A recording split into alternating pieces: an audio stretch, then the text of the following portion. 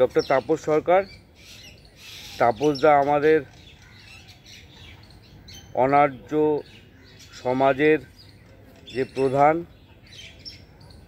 তার কাছে আজকে আমাদের একটা প্রশ্ন যে অনার্য সমাজ যে মিশে রয়েছে এই হিন্দুদের উৎসবের মধ্যে দিয়ে, আজকে একটা বিশেষ দিন, ভাতৃদ্বিতীয়া। ঘরে ঘরে ভাইফোঁটা চলছে, বোনকে ভাই পড়াচ্ছে ফোঁটা। তাই এই ফোঁটার আবিষ্কার কবে হয়েছে? আমরা যেমন একটা তথ্য পেলাম যে দীপদান, সেই দীপদানটা আমরা জানতামই না। দীপদানটা কি আর দীপাবলি এখন জেনেছি। অনার্য সমাজে অনেক তথ্য জানা বাকি আছে। তা আজকে আমরা অবশ্যই জানবো যে ভাতৃদ্বিতীয়া ব্যাপারটা কী। তাপসবাবু বলুন আপনি। আমার প্রিয় অনার্য জাতির ভাই বোনেরা, আমার বংশের যারা মূলনিবাসী আমরা মানুষ, আমার বংশে, আমার এই অনার্য জাতির অনার্য বংশের যারা মানুষ, তাদের কাছে তারা তো হাজার হাজার বছর জলে জঙ্গলে পশুর মতো জীবনযাপন করেছে। তারা উৎসব সম্বন্ধে, তাদের নিজেদের কোনো উৎসব বলে তো কিছু নেই অ্যাকচুয়ালি। আসলে অনার্য জাতির যে উৎসবগুলো, সেগুলোকে যারা বিদেশিরা ভারতবর্ষ লুণ্ঠন করতে আসে, ভারতবর্ষে যারা হাজার হাজার বছর ইতিহাস পড়েছি আমরা, ইতিহাসে দেখা গেছে পৃথিবীর যত বর্বর জাতি ছিল ভারতবর্ষকে লুণ্ঠন করতে আসতো।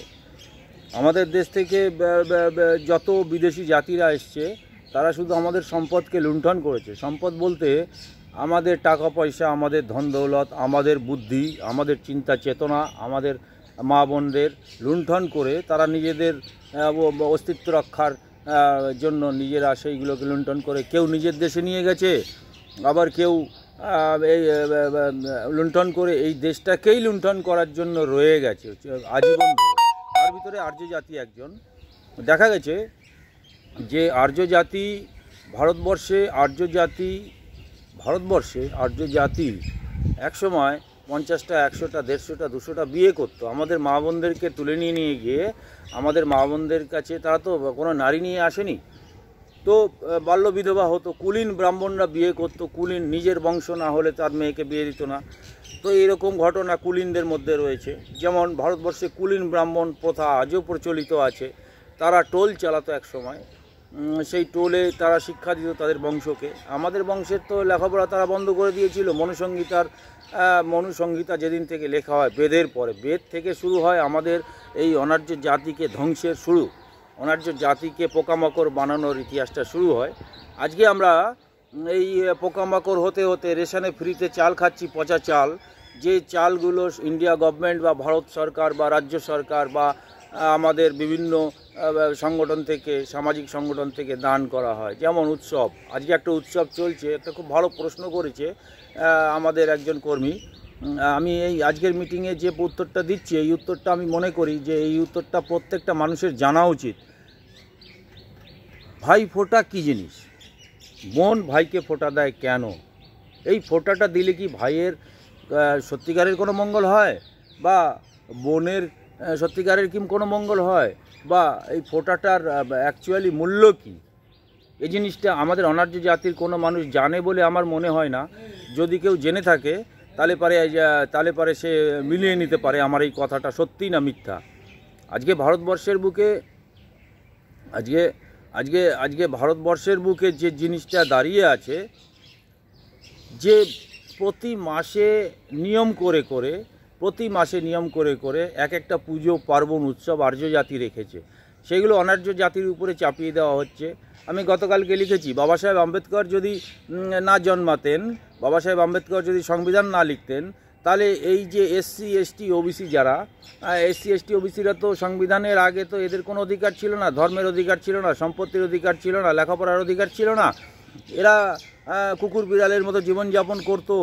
আর এরা এই এসসি এসটি ওবিসি মূলনিবাসী দলিত যারা, এই দেশের মূল মানুষ যারা, তারা কুকুর বিড়ালের মতো অচ্ছুত ছোট জাত হিসাবে ছিল, আনটাচেবল ছিল। সংবিধানে বাবা সাহেবকে দিতে হয়েছে।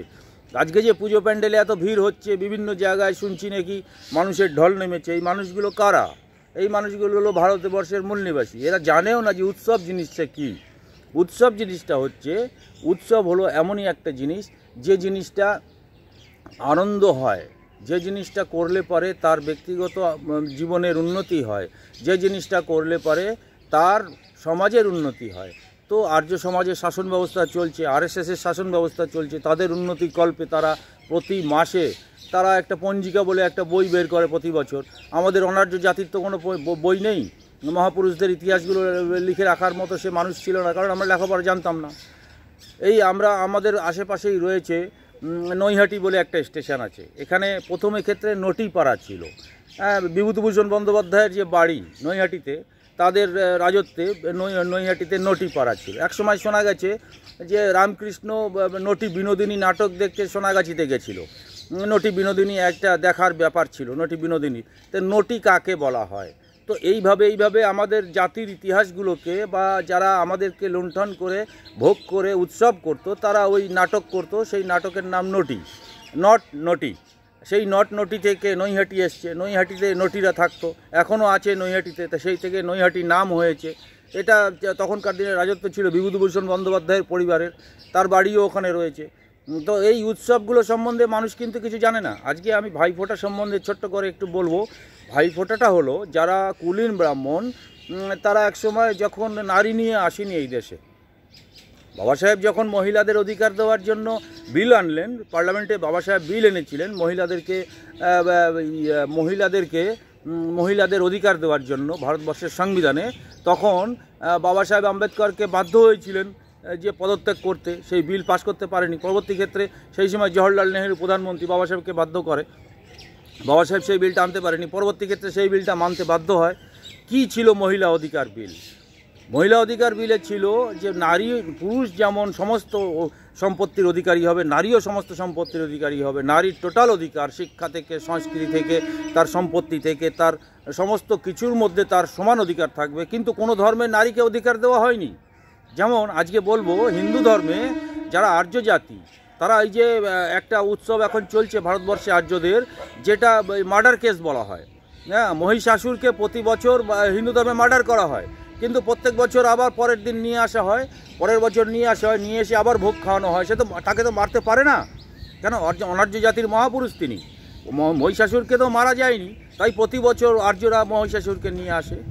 তো এইটা শুরু হয় মহালয়া বলে একটা উৎসব ওদের আছে। মহালয়ার দিন থেকে কালী পুজো অবধি হিন্দু ধর্মের আর্য জাতির পাট অনুষ্ঠান। এখন আবার ছট পুজো লাগিয়েছে, যে কালী পুজো অবধি আমাদের লক্ষ্মী পুজো, কালী পুজোতে হিন্দু জাতির উৎসবগুলো শেষ হয়ে যেত। কিন্তু এখন ওই হিন্দিভাষীদেরকে, দিল্লির সরকার হিন্দিভাষীদেরকে এমনভাবে ভারতবর্ষে নিয়ে আসছে ধর্মীয়ভাবে, যে পশ্চিমবাংলাতেও এখন ছট পুজো হচ্ছে, যার জন্য চক্র রেল বন্ধ করতে হয়। চক্র রেল বন্ধ করে কলকাতায় ঘন্টার পর ঘন্টা সেই ছট পুজোর মিছিল যায়, বিভিন্ন জায়গায় হিন্দিভাষী মানুষরা পালন করে, এটাও দেখা যাচ্ছে। তো ওই কুলীন ব্রাহ্মণরা তারা তো নারী নিয়ে আসেনি, তাদের ঘরে যে বাল্যবিধবারা হতো, অনার্য জাতির ঘরে কোনো বাল্যবিধবা আছে কি না আমি জানি না। অনার্য জাতির ঘরে যে আমাদের বিবাহই হতো না এক সময়। বাল্যবিবাহ কাদের হতো? যারা গ্রামে গ্রামে গিয়ে ওই কুলীন ব্রাহ্মণরা বিয়ে করতো, তাদের লম্বা লিস্ট থাকতো। যেমন ঈশ্বরচন্দ্র বিদ্যাসাগরের যিনি গুরুদেব ছিলেন, ঈশ্বরচন্দ্র বিদ্যাসাগর, তার 60-65খানা তার বউ ছিল। তো এরকম কুলীন ব্রাহ্মণদের এরকম বহু বিবাহ হতো। তো সেই বহু বিবাহ প্রথা বাবা সাহেব আম্বেদকর সংবিধানে বন্ধ করে দিয়ে গেছেন। তো বাবা সাহেব আম্বেদকর এই জন্য সবার কাছে খারাপ, আর্য জাতির কাছে খারাপ। আজকে ভারতবর্ষে যে এই যে বাল্যবিধবা, প্রতিটা ব্রাহ্মণ বংশে দেখা যেত 2, 4, 5, 7টা করে ছোট বয়সে তাদের বিয়ে হয়ে যেত, এবং সেই বিধবাগুলো বয়স্ক মানুষের সাথে বিয়ে দিত সম্পত্তি রক্ষার জন্য। সেই নারীর যে সম্পত্তিটা সেই বুড়ো ভদ্রলোক পেত, এবং ওই নারী যে বিধবা হয়ে যেত তাকে সতীদাহ প্রথার নামে তাকে পিটিয়ে মেরে সতী করা হতো। যারা বেঁচে যেত তারা গ্রামে, যেখানে তার বাবার বাড়ি, সেই বাবার বাড়ির বা গ্রাম অঞ্চলে বাবার বাড়ির একটা গ্রামের একটা কিনারাতে তাকে একটা থাকার জন্য জায়গা দেওয়া হতো। ভাই তাকে একটা থাকার জায়গা দিত, কারণ বোন যাবে কোথায়?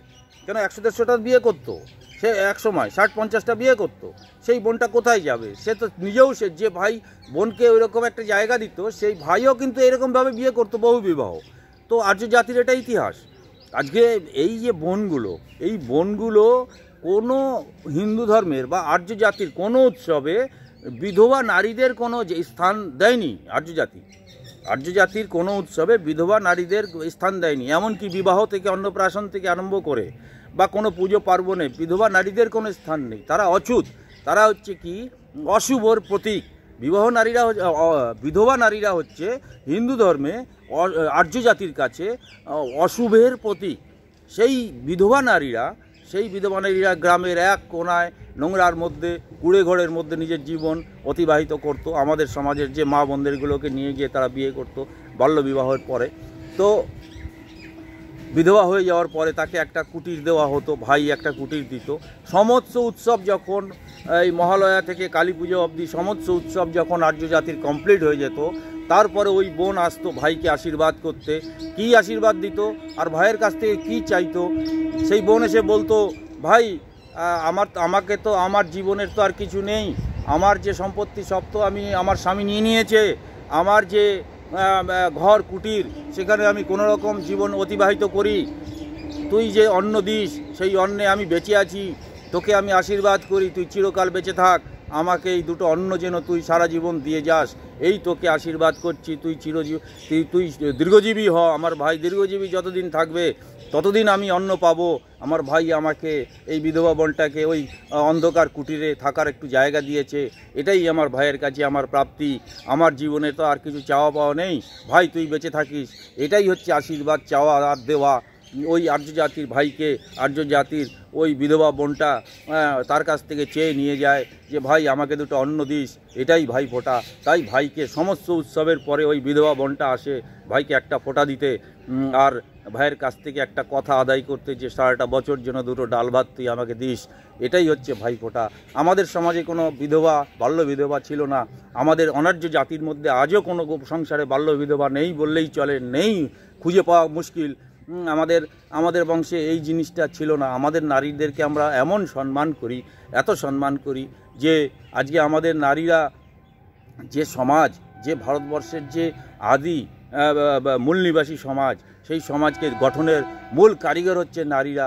যদি বাবা সাহেবের যিনি সহধর্মিণী ছিলেন, বাবা সাহেবের সহধর্মিণী না থাকতেন, বাবা সাহেব সারা পৃথিবীব্যাপী এত লেখাপড়া করে জিতে আসতে পারতো না। তাই আমরা নারীকে এত শ্রদ্ধা করি। ভারতবর্ষের প্রথম যে শিক্ষিত শিক্ষিকা জ্যোতিরাও ফুলের বউ, সেই জ্যোতিরাও ফুলের বউ না থাকলে আজকে আমরা শিক্ষিত হতে পারতাম না। তাই নারীকে আমরা এত শ্রদ্ধা করি, আমাদের ঘরের মা বোনদের আমরা এত শ্রদ্ধা করি। কিন্তু এই মা বোনগুলোকে নটি বানানোর যে পরিকল্পনা, এই মা বোনগুলোকে যে সোনাগাছিতে রাখার পরিকল্পনা, এই মা বোনগুলোকে বর্তমানে পচা চাল খাওয়ার পরিকল্পনা যে আর্য জাতি, যে RSS করেছে, তাদেরকে জানাই ধিক্কার, তাদেরকে জানাই ধিক্কার। আমাদের মা বোনদের দুটো লক্ষ্মী ভাণ্ডার দিয়ে যে বড় বড় নাম করতে চায়, তাকে জানাই ধিক্কার। আমাদের মা বোনদেরকে সতীদাহ প্রধান নামে যে পিটিয়ে মারা হতো, যারা করত, সেই আর্য জাতিকে জানাই ধিক্কার। এই হচ্ছে ভাইফোঁটা, এই হচ্ছে ভাইফোঁটা, এই হচ্ছে ভাইফোঁটা। জয় মহাপুরুষ, জয় মহাপুরুষ, জয় মহাপুরুষ। আমার অনার্য জাতির সমস্ত ভাই বোনদের কাছে আমার উপদেশ, নির্দেশ, আদেশ যাই বলো, এই কথাটা সারা অনার্য জাতির মধ্যে ছড়িয়ে দাও যে আমাদের বংশে কোনো বাল্য বিধবা হতো না, আর আমাদের বংশের বাল্য বিধবারা এসে ভাইয়ের কাছে কোনোদিন ভাতের জন্য দাঁড়াতো না। কারণ আর্য জাতি যে ভাই বোনকে, বিধবা বোনকে সারা বছর ধরে দুটো অন্ন দিত, সেই অন্ন দেওয়ার পরিবর্তে বোন এসে ভাইকে আশীর্বাদ করত। এবং সমস্ত উৎসব থেকে ওই বোনগুলোকে বাদ দিয়ে দেওয়া হয়েছে। সমস্ত উৎসবে বলা হয়, আর্য জাতির উৎসবে বলা হয়, বিধবা থাকলে নাকি, বিধবা বা কুলাঙ্গার ও থাকলে নাকি অশুভ, তাই বোনদেরকে কোনো ওদের উৎসবে জায়গা দেওয়া হয় না। আজকে আমাদের সমাজের মানুষ তো জলে জঙ্গলে ছিল, ওদের উৎসব কি করে জানবে? আমরা নিজেরা দুটো ভাতের জন্য কুকুর বিড়ালের মতো বাবা সাহেব আম্বেদকর যদি আমাদের সংবিধানে না দিতেন, আজকে পুজো প্যান্ডেলে এত ভিড় হচ্ছে, নিজেরাই জানে না কার পুজো করছে, কোথায় যাচ্ছে, কেন যাচ্ছি। এই হচ্ছে অনার্য জাতির ইতিহাস। অনার্য জাতিকে এখনও অনেক কিছু জানতে হবে, অনেক কিছুভাবে আমাদেরকে মেরে ফেলার চক্রান্ত চলছে। তাই সাথী, আমরা পচা চাল খেয়ে আজও মহাপুরুষের আশীর্বাদে বেঁচে আছি।